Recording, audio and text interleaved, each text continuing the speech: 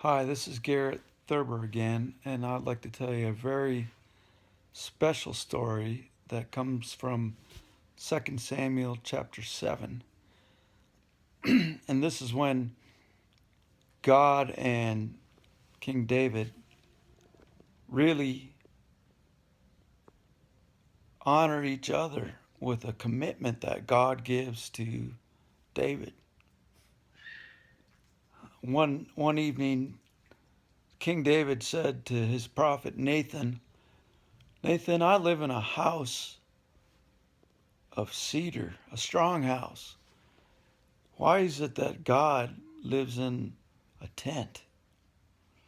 And Nathan said to King David, God has taken away all of your enemies and given you rest. Why don't you do what your heart leads you to do? And that very night, Nathan had a vision from God himself and the vision said, tell my servant David that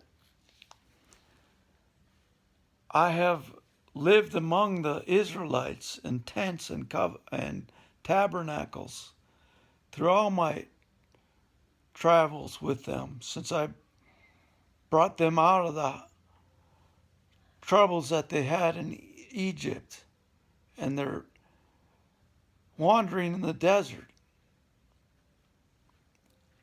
And it is not for David, my son, to build me a dwelling place in this world, but it is for his son to build me a dwelling place. And his son I will raise and treat as a natural father raises his son. And I will discipline him as a natural father disciplines him. But my promise to David is that I will never take away my promise to him, which is to always and forever to have a son sit on the throne of Israel. The throne of Israel shall always have a descendant of David sitting on its throne. And that is my commitment to him.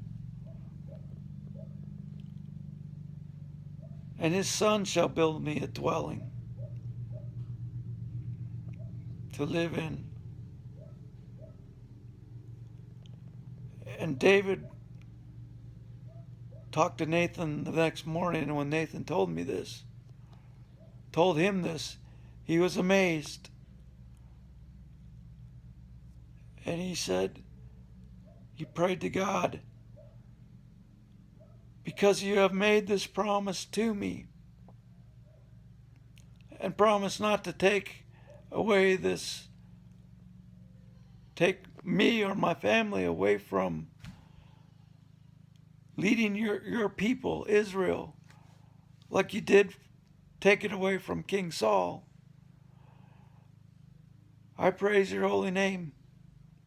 And I know that you are my God, and you are a great God.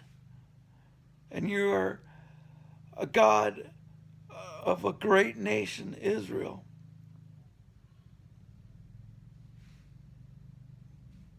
And you pick me from a lowly little shepherd of sheep